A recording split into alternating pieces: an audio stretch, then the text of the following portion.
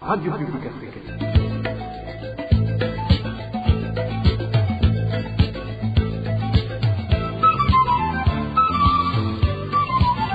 Radio Publique Africaine.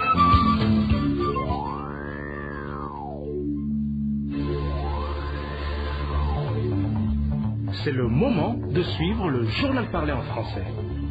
À la présentation, Josiane Mouzaned. Au sommaire de cette édition, la population devrait se préparer à grignoter dans sa maigre récolte pour ravitailler les Imbonerakure envoyés en RDC pour y traquer les combattants du mouvement Red Tabara. L'information émane d'un de cette milice du parti au pouvoir qui affirme que même la collecte d'argent du moment est pour cette fin.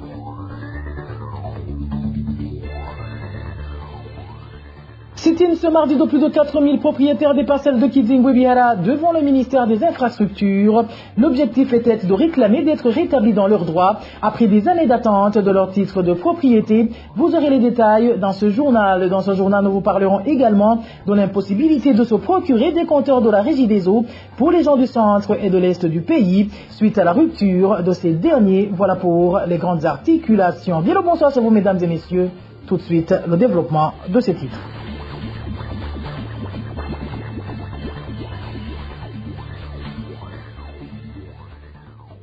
Bonsoir. Ouvrons ce journal par la page gouvernance où l'argent qui est en train d'être collecté par les Imbonerakure dans certaines collines de la commune Gihanga en province de Bubanza est destiné à aider les familles des Imbonerakure blessés sur le champ de bataille en République démocratique du Congo, les familles de ceux qui sont morts ou alors ceux qui se trouvent encore sur terrain. Révélation d'un des Imbonerakure de la commune Gihanga, ce dernier ajoute que ces contributions continueront d'être collectées et il est prévu prochainement que l'on collecte même des denrées alimentaires. Suivez cet Imbonerakure qui s'est confié à la RPA. ibitego by'amafaranga muri komine Gihanga bavuga yuko ari amafaranga yo gufashisha abagiye ku rugamba muri Kongo cyane cyane abasirikare nibyo amafaranga ariko aratozwa mugabo icyo ariko arakora nico abantu bakwiye kumenya neza. La collecte de l'argent soi-disant pour encourager ceux qui combattent en République démocratique du Congo est une réalité. Mais il faut que les gens sachent très bien la vraie raison de cette collecte. Parmi ceux qui sont en train de combattre au Congo, il y a des Imbonerakure. Il y a eu parmi eux des blessés, mais aussi des morts côté Imbonerakure de la commune Gihanga. Les blessés ont regagné le pays via Nyamitanga en commune Buganda. Alors voyons les difficultés qu'éprouvent les Imbonerakure. Les responsables à la base ont pensé à les aider. Alors on a convoqué une réunion du parti CNDD-FDD dans les collines Gihungwe, Kagwema et Rugunga. C'est pendant ces réunions que les responsables du parti dans ces collines ont décidé de collecter l'argent pour aider ces Imbonerakure pour qu'ils se fassent soigner. L'argent déjà collecté aide pour le moment les blessés à se faire soigner, mais une autre partie de cet argent aide à la survie de leur famille. Mais également, il y a une partie qui a été donnée aux femmes dont les maris se trouvent encore au Congo. C'est pour les faire croire que leurs maris sont encore en vie, mais la réalité est que certains sont déjà morts au Congo. C'est d'ailleurs pour cette raison qu'on n'est pas clair à ce propos. Mais c'est faux. Une colline ne peut pas collecter de l'argent pour l'armée nationale. Cet argent est des Imbonerakure blessés au Congo. C'est ce qui a été décidé par les responsables du parti dans le secteur Rugunga, Gihungwe et Kagwema. La collecte devra continuer et prochainement, on compte commencer à collecter les denrées alimentaires.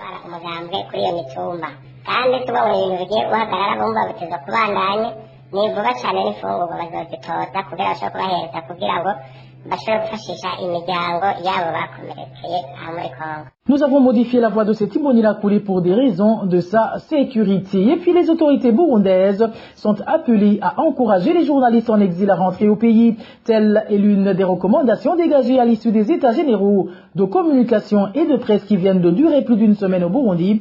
Quant aux médias burundais, il leur a été demandé de ne pas rester dans une communication institutionnelle et de plutôt promouvoir le journalisme d'investigation. Suivez Fabien Sengiumva, consultant indépendant qui a participé à ces états généraux. Sans être exhaustif, je voudrais vous partager les recommandations que nous avons notées. Recommandations aux journalistes. Évitez les dérapages en travaillant de façon professionnelle et responsable. Être proactif pour mieux prévenir les fautes professionnelles. Veillez à ce que les journalistes s'approprient du plan national de développement pour bien accompagner sa mise en œuvre. prévenir, prendre les devants et alerter à temps qui de droit, défendre le bien commun et les valeurs nationales, cultiver de bons rapports avec les responsables des services publics de manière professionnelle et personnelle. Au Conseil national de la communication, il a été recommandé ce qui suit. Professionnaliser les médias et les journalistes pour qu'ils démêlent leur engagement politique et le métier de journaliste. Sensibiliser les acteurs politiques burundais, ceux des organisations de la société civile également, sur les effets positifs du travail professionnel des médias ici chez nous. Engager un dialogue franc entre les journalistes en exil et ceux restés au pays pour qu'ils comprennent de la même manière leur mission d'informer. Placer les journalistes dans de bonnes conditions matérielles et les aider ainsi à résister à ceux qui leur font perdre leur indépendance éditoriale. Encourager les journalistes en exil de rentrer dans leur mère patrie, aux médias de manière générale. Il a été ajouté les recommandations suivantes. Insérer dans les programmes des médias des séances d'explication des lois, être neutre, se garder de verser dans la politique et s'en tenir uniquement à leur ligne éditoriale. Ne pas rester dans une communication institutionnelle, mais aller au-delà pour renforcer la confiance des citoyens et promouvoir le journalisme d'investigation. Gouvernance toujours, certains propriétaires de terrain se trouvant dans le site Kizingwe Bihara en zone Kanyosha, commune Moura de la mairie de Bujumbura, ont fait un sit-in ce mardi devant les bureaux du ministère des Infrastructures et des Logements Sociaux pour réclamer l'octroi de leurs parcelles. L'un d'entre eux indique qu'ils ont fait recours à ce procédé pour manifester leur colère après des années passées à réclamer en vain leur dû suivi. Nous sommes venus ici dans les bureaux du ministère ayant dans ses attributions les infrastructures et les logements sociaux pour manifester notre colère. Nous voulons savoir de la part du ministre les raisons qui empêchent que nos parcelles nous soient attribuées alors que nous sommes en ordre avec les exigences de l'État. Pour rappel, il y a 10 ans que nous avons donné nos terrains à l'État pour une viabilisation. Nous étions censés les récupérer après cette activité. On s'était convenu avec l'État que nous allons lui céder 47% de nos terres et rester avec 53%, chose faite volontairement. Après la viabilisation, ils ne nous ont pas remis nos parcelles et nous n'avons même pas le droit de faire quoi que ce soit dans nos parcelles, même une petite activité. Nous sommes totalement privés de nos terrains, c'est dommage. Nous avons essayé de présenter cette question devant différentes autorités administratives en leur montrant que nos droits sont bafoués, mais elles ne nous ont pas aidés. Ces dernières nous donnaient des promesses vaines, disant que notre question va bientôt être résolue, mais jusqu'aujourd'hui, rien n'est encore fait. Donc, nous trouvons qu'ils nous ont menti. C'est pourquoi nous nous sommes levés pour venir ici. Côté gouvernement, ils font savoir que le ministère de tutelle est à pied d'œuvre pour vider cette question. Du moins, c'est la promesse qui leur a été faite par le secrétaire permanent du dit ministère qui les a reçus. Suivez J.Denis Djumbélé, il est le secrétaire permanent du ministère des Infrastructures et des Logements Sociaux. J'ai pu montrer noir sur blanc l'état d'avancement du traitement des dossiers qui avait trop duré, mais que pour le moment, le ministère a pris cela en main et que depuis qu'il a initié ce processus de traitement de ce dossier, qu'une étape satisfaisante est déjà franchie et qu'aujourd'hui, les listes définitives qui émanent de l'association à laquelle ils appartiennent étaient déjà transmises au ministère pour traitement et que puisque nos dossiers avaient transité par le Conseil des ministres, on devait d'abord donner compte à rendre à l'ex-pilier de l'étape franchie pour quelques orientations pour le traitement de ce dossier. C'est à la suite de cela qu'on va afficher les listes et aussi pouvoir accueillir les différentes doléances. C'est à ce moment-là que les procédures d'attribution de parcelles, suivant une nouvelle orientation du gouvernement, seront mises en place. Les propriétaires de ces parcelles sont au nombre de plus de 4000 et le site de Kizingwe Bihara dont il est question a selon eux une superficie de 300 hectares. En page droits de l'homme, la place de la burundaise au sein de la famille n'est pas valorisante, bien que l'on ne cesse de dire qu'elle en est le pilier. Cela a été dit par une femme rurale de la province de Ruyigi pendant cette période de 16 jours d'activisme contre les violences basées sur le genre. Elle précise que la femme travaille d'arrache-pied pour son foyer et que malgré cela, la gestion des biens reste encore l'affaire de l'homme et ce qui soit un bon ou mauvais gestionnaire. Suivez son témoignage. muri rusange umukenyezi yitwa ngo ni inkingi y'umuryango mugabo usanga mu byo kubimbura mu rugo mu matungo y'urugo nta bubasha bifise ko. En général, on dit que la femme est le pilier de la famille, mais qui n'a pas le droit de décider sur la gestion de la récolte ou des biens de la famille. Ils vivent ensemble, puis le conjoint peut tout vendre et par après. La femme passe du temps à chercher quotidiennement des tâches ménagères. Autre problème, lorsque les biens du foyer sont terminés, le mari prend la décision de partir. Il te dit qu'il va chercher de l'argent ailleurs, mais dans ce cas, la femme reste seule avec les enfants.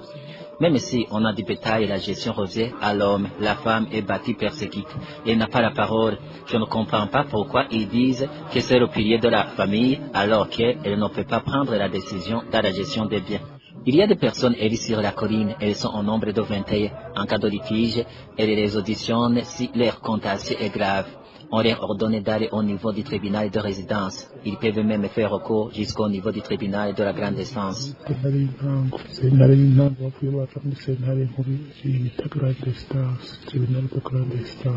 De la page droits de l'homme, passons à la page société où le transport en mairie de Bujumbura est redevenu un casse-tête.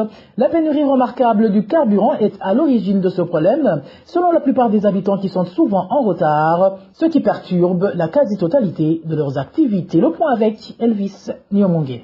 Le transport en commun est de nouveau devenu un casse-tête à mairie de Bujumbura ces derniers jours, affirment certains habitants. Pour cause, c'est la pénurie du carburant qui a ressurgi et engendre de longues files de véhicules devant les stations de service, pendant que ces véhicules foraquent devant les stations de longues files de personnes qui attendent désespérément des bus de transport sont marqués sur des parkings de bus. Le transport en commun est encore une fois devenu difficile. Cela est dû au fait que jusqu'à présent, de longues files s'observent, que ce soit devant les stations-service ou au niveau des parkings. Même hier, au parking des bus desservant Nyakabiga, il y avait beaucoup de gens qui attendaient le bus pour rentrer chez eux. Ce manque de bus perturbe énormément les activités des gens qui, des fois, optent à utiliser des moyens financiers qu'ils n'avaient pas prévu de toucher. Cet habitat de la mairie de Bujumbura indique également qu'en grande partie, c'est le carburant de type essence qui est devenu très rare. Pour le moment, le seul type de carburant disponible, c'est le mazout et l'essence manque toujours. Et cela a fait que le nombre de bus qui transportent les gens diminue. Là où étaient alignés, disons, 5 ou 6 bus, par exemple, il n'y a qu'un seul bus ou 3 bus seulement. Donc, cela ne fera qu'aggraver le problème de transport qui existait déjà. Actuellement, certains habitants de la mairie de Bujumbura faut savoir qu'ils s'inquiètent que son contexte de pénurie de carburant risque de devenir de plus en plus difficile, comme si c'était le cas il y a quelques jours. Ainsi, ces habitants demandent au gouvernement de trouver une solution durable pour pallier à cette problématique et toutes ces retombées. Elvis Niomungi, les sociétés, c'est également les prix de l'huile qui varient beaucoup sur les marchés, du moins selon la population de différents coins du pays. Cette dernière affirme que les prix de cette denrée alimentaire ont grimpé par rapport au mois dernier. Émile Nivasumba. À Rumongue, la province réputée pour sa grande production de l'huile de palme au Burundi, les habitants indiquent ne pas comprendre la raison de la flambée des prix de l'huile de palme au moment où ils ont produit beaucoup d'huile le mois dernier. Les prix sont exorbitants et ne comprenons pas pourquoi. Nous sommes dans un mois où normalement l'huile de palme est disponible en abondance. Mais une bouteille qui coûtait entre 1700 et 2000 francs burundais coûte actuellement entre 2700 et 2800 francs burundais. Un bidon de 20 litres qui coûtait entre 25 000 et 27 000 francs burundais coûte aujourd'hui entre 35 000 et 38 000 francs burundais. Le récipient dit Ikibagage, qui coûtait entre 70 000 et 80 000, coûte actuellement plus de 109 000. Dans la mairie de Bujumbura, les prix varient selon les quartiers. Par exemple, au nord de la capitale, les prix ont grimpé selon ce citadin. Une bouteille d'1,5 litre de l'huile de palme coûte 5100 francs burundais, alors qu'avant, elle coûtait entre 3500 et 3600 francs burundais. Puis, une bouteille d'1,5 litre de l'huile de coton coûte actuellement 11 100 francs burundais, alors que c'était entre 6500 et 7000 francs burundais. C'est cher. Au centre de cette capitale économique, une bouteille qui peut contenir 1,5 litre d'eau se vend à un prix compris entre 6 000 et 7 000 francs burundais lorsqu'elle contient de l'huile de palme. Et lorsqu'elle contient de l'huile de type cookie, elle se vend à un prix compris entre 11 500 et 12 000 francs burundais. De même, dans la province Kayanza, les prix ont grimpé. Le prix d'un kilogramme de l'huile de palme a été majoré de 400 francs burundais. Un kilo d'huile de palme coûte actuellement 4 800 francs burundais, au moment où, au mois de septembre, il coûtait 4 400 francs burundais. Dans la province Makamba, un litre de l'huile de palme s'achète à 4 400 francs, alors qu'auparavant, il s'achetait à une somme comprise entre 3 500 et 4 000 francs burundais. Une bouteille de l'huile de palme s'achète à 3 200 francs, alors qu'elle s'achetait à une somme ne dépassant pas 3 000 francs burundais auparavant. Un flacon qui peut contenir 1,5 litre d'eau s'achète à 6 500 francs quand il contient de l'huile, alors que son prix était de 6 000 francs auparavant. Un bidon contenant 30 bouteilles s'achète à 70 000 francs burundais, alors qu'auparavant, il s'achetait à une somme comprise entre 60 000 et 65 000 francs burundais. Merci à toi, Émile Nibasumba. Toujours dans cette rubrique, l'on parle également de la rupture des stocks des compteurs d'eau et d'électricité dans les régions centre et est du Burundi. La population désireuse de se procurer de ces compteurs dit avoir passé près d'un mois dans l'attente d'être servie mais en vain, et elle demande à la Régie des eaux de disponibiliser ces compteurs. Onésime Dushimagidze nous en dit plus. Dans les provinces de Gitega, Karuzi, Ruyigi, Changuzo et Rutana, ils sont nombreux les gens qui demandent des compteurs d'eau et d'électricité. Pendant depuis plus d'un mois, la Régie des eaux, région centre et est du Burundi, n'accepte plus de demandes de la part de ses clients. Selon les témoignages de la population, les agents de la Régie des eaux leur indiquent qu'il y a encore beaucoup d'autres clients qui attendent ces compteurs depuis longtemps alors qu'ils ont déjà payé.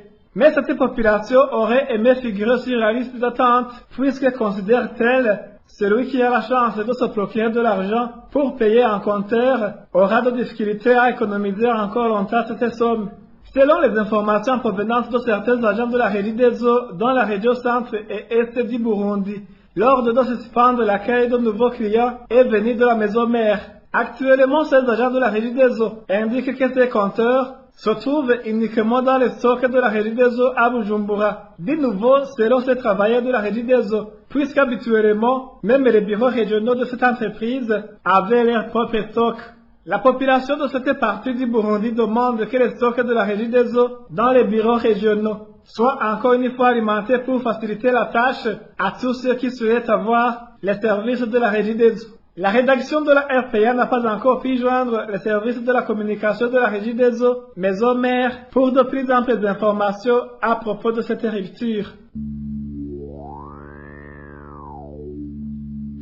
Et voilà, amis fidèles de la RPA, c'est sur ce reportage de mon confrère Onésime Dushimagidze que prend fin le journal en français de ce mardi 29 novembre 2022. Merci pour votre aimable écoute. Merci également aux équipes rédactionnelles et techniques pour leur franche et parfaite collaboration. À la présentation de ce journal, vous étiez avec Josiane Mouzaneza. Passez de bons moments chez vous. Au revoir.